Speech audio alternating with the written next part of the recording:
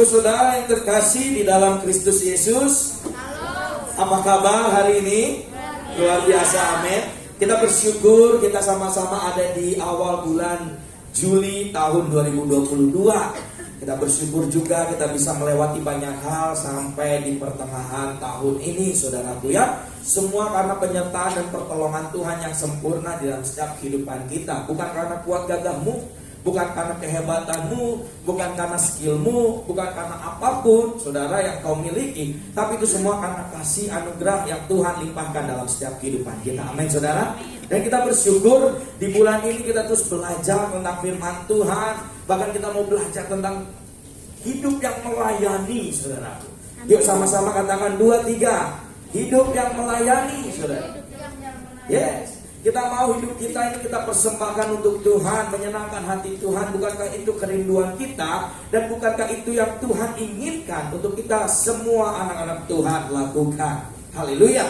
Saya ingin menyampaikan kebenaran firman Tuhan di pagi hari ini, di dalam ibadah raya yang pertama ini. Saya ingin menyampaikan kebenaran firman Tuhan tentang panggilan untuk melayani. Di dalam Galatia 5 ayat 13 dikatakan gini, saudara-saudara, memang kamu telah dipanggil untuk merdeka, tetapi janganlah kamu mempergunakan kemerdekaan itu sebagai kesempatan untuk kehidupan dalam dosa, melainkan layanilah seorang akan yang lain oleh kasih. Love, saudara. Your love is higher, higher than the heaven. Kasih Tuhan melebihi segalanya, dilimpahkan dalam setiap kehidupan kita. Saya yakin dan percaya Bapak Ibu yang ada di tempat ini sudah merasakan, sudah menikmati kasih Tuhan yang berlimpah dalam kehidupanmu. Engkau ada dan engkau sama-sama nanti kalau sudah tiada gitu saudara, waktunya sudah selesai, kita masuk dalam rumah Bapa yang kekal. Amin saudara. Karena bukti kasih Tuhan. Bahkan Yohanes 3:16, karena begitu besar kasih Allah akan dunia ini sehingga Bapa mengaruniakan anaknya, siapa? Yesus Kristus, menunjukkan kasihnya begitu besar, berlimpah kepada setiap kita yang percaya. Jadi setiap orang yang percaya tidak akan binasa, melainkan beroleh hidup yang kekal, saudaraku. Itu jaminan sebagai kita orang-orang percaya yang mengenal Yesus, yang percaya Yesus, yang memberikan hidup kepada Yesus. Oleh karena itu Tuhan menuntut kita, Tuhan mengajak kita untuk kita menjadi alat pilihan Tuhan, menyalurkan kasih Kristus agar orang-orang di luar sana yang belum tahu tentang kasih Yesus, mereka merasakan dan mereka menikmati kasih itu. Kenapa? Ada kita yang dipakai Tuhan, ada saudara yang dipakai Tuhan untuk menyalurkan kasih Kristus. Amin saudara. Oleh karena itu panggilan untuk melayani bukan hanya kepada orang-orang yang ada di atas mimbar saja, tapi kepada setiap umat-umat Tuhan, jemaat-jemaat Tuhan yang dikasihi Tuhan.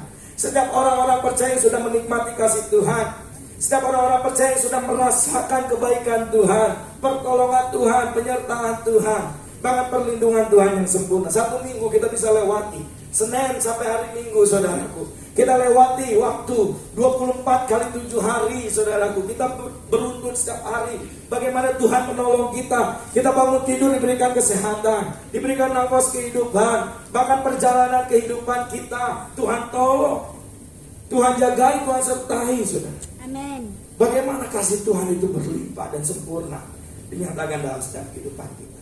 Tapi hari ini saudara, firman Tuhan mengajak, kamu telah dipanggil untuk merdeka. Kita semua orang-orang yang dimerdekakan. Yang setuju katakan amin. Amin. Jangan gunakanlah kemerdekaan itu untuk kesempatan untuk dalam hidup dalam dosa. Iyalah, saya nggak apa-apa lah berdosa, besok minta ampun kan Tuhan Maha Kasih, besok diampuni toh.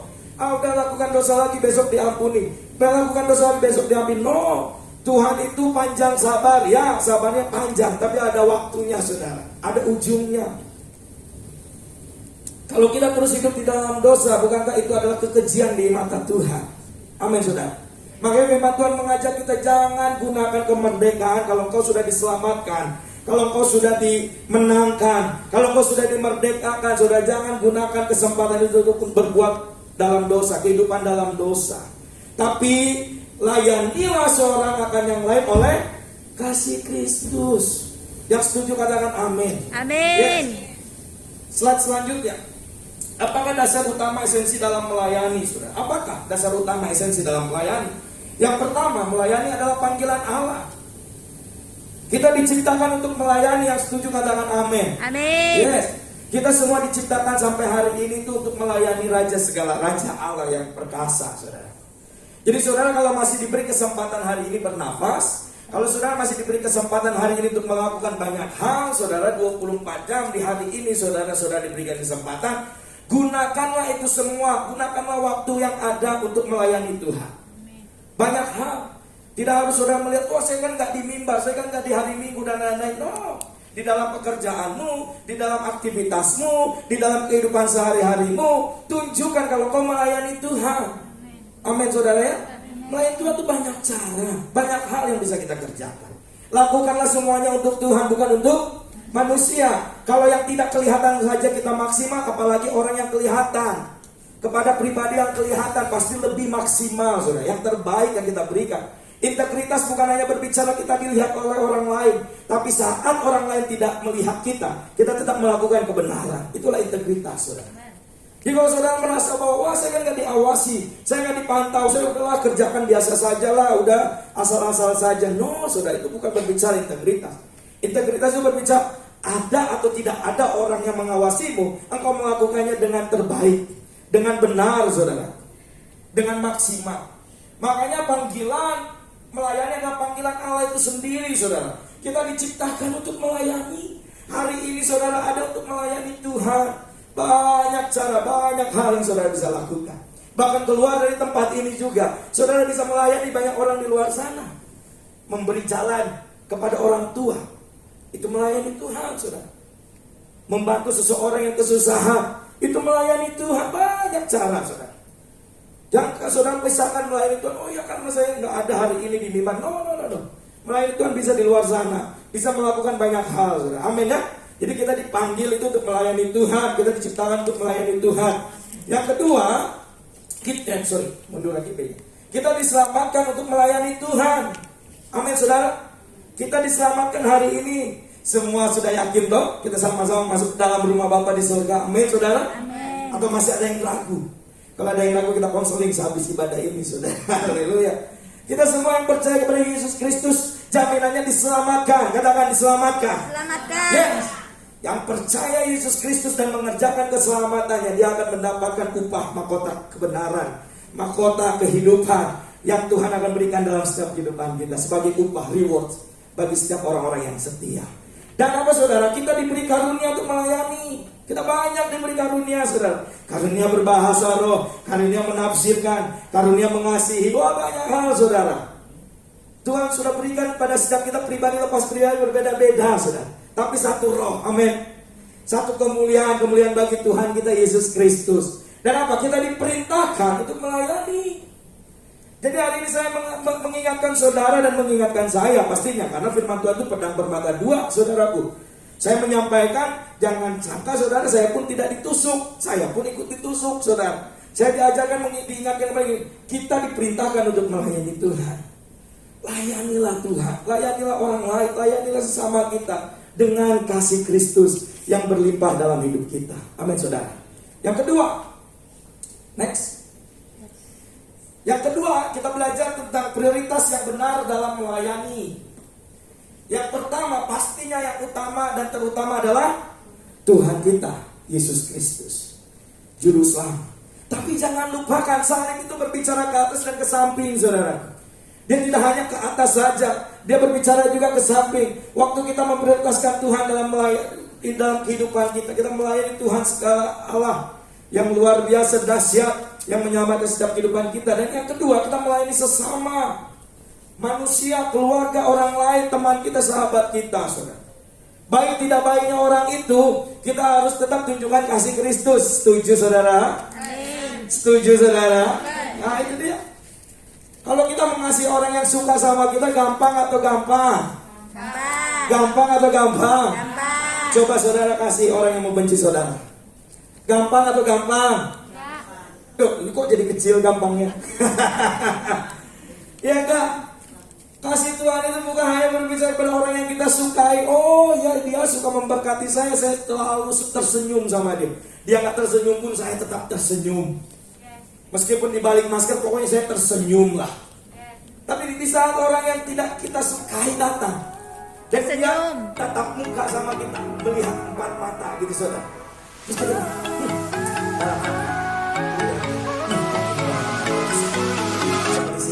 saudara.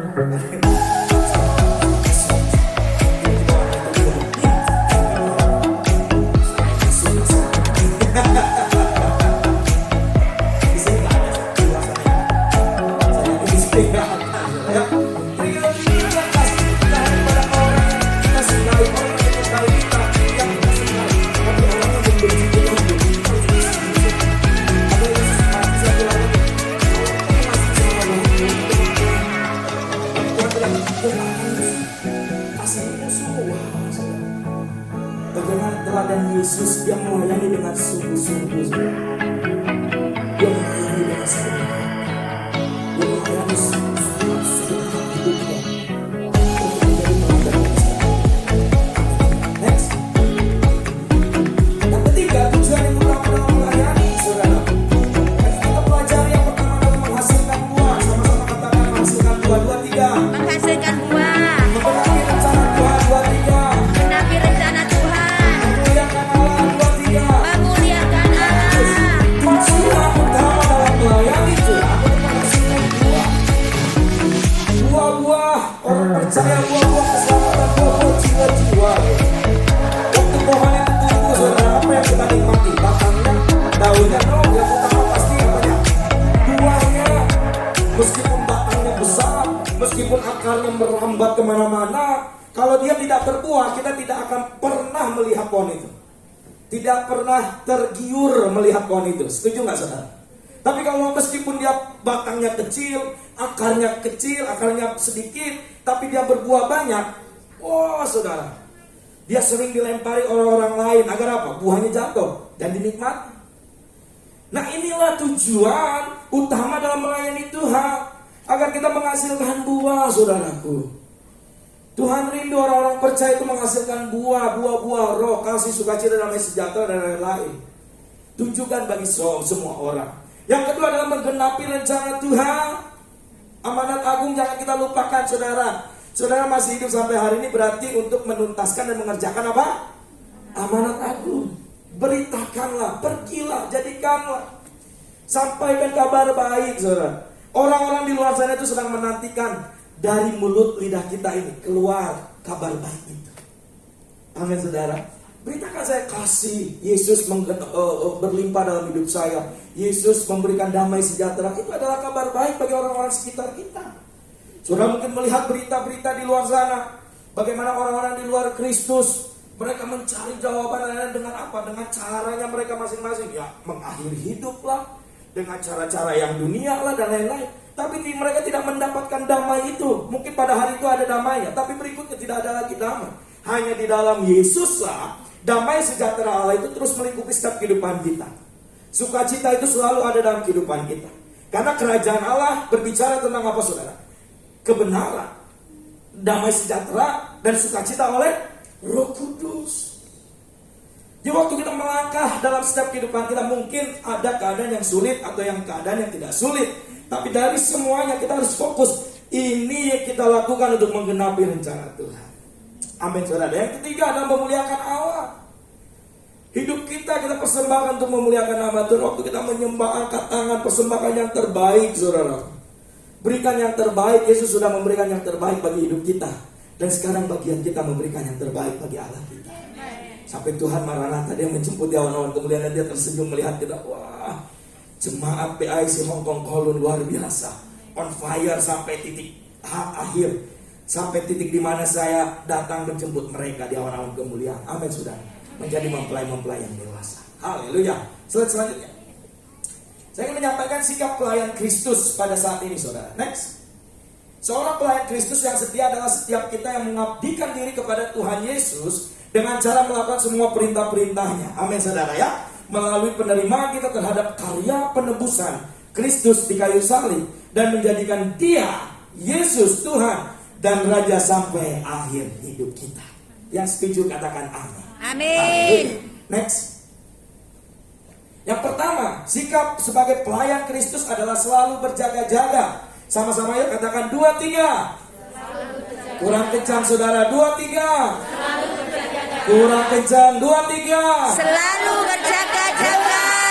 selalu berjaga-jaga seperti prajurit. Saudara-saudara, kalau misalnya masuk dalam kompi tentara, ada yang di depan menjaga saudara. Saudara ajak ngobrol, dia nggak akan mungkin ngobrol, saudara. Dia hanya berjaga-jaga, dia hanya sigap mengikuti arahan dari komandannya. Dia tidak akan mendengar arahan-arahan yang lain. Dia kalau komandannya bilang tetap jaga dia, saudara. Kalau saudara masuk di dalam komplek tentara gitu, kalau di Indonesia kan masuk komplek tentara ada orang menjaga kan. Kita ajak ngobrol, dia tidak akan pernah ngomong, saudara. Karena arahannya bukan itu, dia hanya menjaga saja. Dia selalu berjaga-jaga. Mungkin capek saudara berdiri pegang senjata dan lain-lain. Tapi karena arahan dari komandannya, rasa letih itu tidak dia rasakan. Bukankah itu juga yang harus kita miliki, saudaraku? Amin ya. Mungkin saudara letih, mungkin saudara capek, mungkin saudara mengalami suatu hal yang berat saat ini. Bukankah firman Tuhan katakan, marilah datang kepadaku yang letih lesu dan beban berat. Tuhan Yesus akan memberikan kelegaan dalam setiap kehidupan saudara. Kelegaan, saudara. Bukan hanya jawaban, kelegaan. Berarti di dalam kelegaan itu ada jawaban. Ada rencana Tuhan yang digenapi, saudara. Wah, Yesus kita tuh baik, sungguh teramat baik. Tapi sikap pelayan Kristus harus kita miliki, yaitu apa? Selalu berjaga-jaga, saudara. Waspada. Tuhan Yesus mengajar bahwa sikap seorang pelayan hamba yang benar adalah selalu apa? Berjaga-jaga menantikan kepulangan Tuhannya, yang bisa terjadi kapan saja di waktu yang hamba itu tidak ketahui, saudara. Selalu berjaga-jaga sehingga waktu Tuhan Yesus nanti datang, jangan Tuhan Yesus dapati kita sedang lagi tidur ngorok, saudara. Waktu Tuhan Yesus datang, waduh ini ngorok deh ini. Bukannya bangun berjaga-jaga gitu, saudara. Tapi Tuhan Yesus dapati kita tetap sedang bergiat, sedang bekerja di dalam ladang Tuhan, menggenapi rencana Tuhan, saudaraku. Dan Tuhan dapati kita sebagai mempelai-mempelai yang dewasa, mempelai-mempelai yang mengerti, mempelai-mempelai yang memahami tentang kehendak dan rencana Tuhan. Oleh karena itu pentingnya kita sikap pelayan Kristus adalah selalu berjaga-jaga. Kapanpun, baik hari ini, besok, bahkan seterusnya selama kita hidup, kita terus berjaga-jaga. Karena kita tidak tahu kapan kedatangan Tuhan kita, Tuhan kita, Raja kita, Allah kita. Amin, saudara.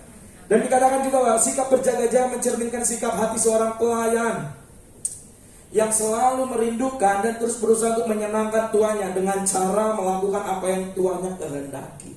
Jadi pentingnya, saudara, yang pertama sikap yang harus dimiliki sebagai pelayan Kristus adalah apa, saudara? Selalu berjaga-jaga. Oke, next, yang kedua.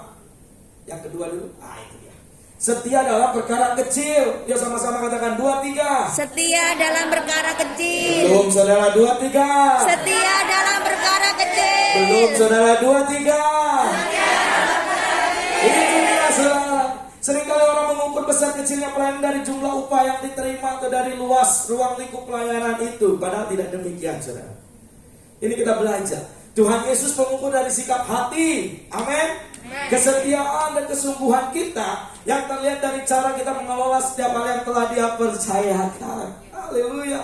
Waktu kita diberikan suatu tugas yang kecil, saudaraku, mungkin kita melihat orang lain, Tuhan kok dia sudah yang besar, Tuhan kok dia sudah lebih dari yang saya.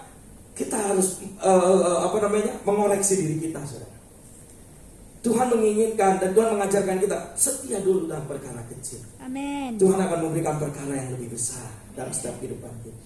Jadi apapun yang Tuhan berikan dalam setiap kehidupan saudara, apapun yang Tuhan percayakan dalam setiap kehidupan saudara, lakukanlah semuanya dengan segenap hatimu. Lakukanlah semuanya dengan sukacita Allah yang berlimpah dalam hidupmu, saudara. Setiap kita diajarkan untuk terus setia dan setia. Bahkan kita juga mau, saudara, terus hidup kita sungguh-sungguh. Bahkan hidup kita ini mencerminkan karakter Kristus yang ada di dalam setiap kehidupan kita. Sehingga apa yang Dia percayakan, kita mau maksimalkan dan kita mau mengerjakannya. Tetap setia dalam perkara kecil. Dan Tuhan akan melimpahkan dan memberikan perkara yang lebih besar. Amin, saudara. Jadi sikap yang kedua yang kita belajar adalah setia dalam perkara kecil. Haleluya. Yang ketiga, yang terakhir.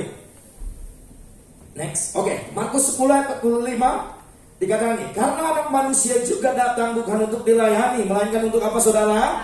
Melayani. Untuk apa, saudara? Melayani dan untuk memberikan nyawanya menjadi tebusan bagi banyak orang. Yesus datang ke dunia bukan untuk dilayani, padahal Dia Tuhan, padahal Dia Raja, tapi Dia ingin memberikan teladan, mewarisi teladan agar kita pun sebagai anak-anak Tuhan tetap memiliki kerendahan hati dimanapun kita berada, melayani Tuhan. Amin saudara. Jadi kita melayani bukan di melayani bukan di Layani. Ada orang sepertinya bersedia menjadi hamba atau pelayan, namun sebenarnya memiliki motivasi untuk mendapatkan upah atau jabatan tertentu. Tuhan Yesus mengajarkan hal yang kontradiksi, saudaraku, yaitu dengan cara gini, menggambarkannya langsung kepada tujuannya, untuk datang ke dunia, bukan untuk dilayani, melainkan untuk melayani. Wow, saudara. Saya kalau baca Markus 10:45, karena ini adalah ayat waktu saya ospek di Sekolah Tinggi Teologi Karisma. Dan ayat temanya itu adalah ini, saudara. Markus 10:45. Jadi kalau saya baca, diingatkan kembali, saudara. Mengingatkan kembali, Tuhan Yesus saja datang ke dunia bukan untuk dilayani. Tuh kok kamu pengennya dilayani terus? Tuhan Yesus saja datang ke dunia ini untuk melayani sesama, untuk memberikan nyawanya bagi semua orang. Ini mengajarkan, mengingatkan, dan menegur saya secara pribadi. Untuk saya terus memberikan hidup saya seutuhnya kepada Tuhan. Belajar, dan belajar. Semuanya pasti dengan belajar, saudara. Sehingga kita mampu.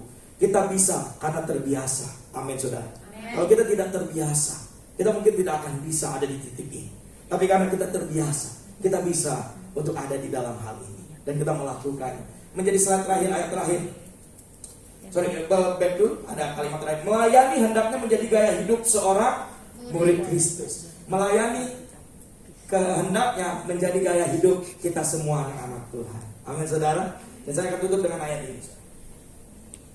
1 Petrus 4 ayat 10. Ya, sama-sama kita baca yuk. 2, 3.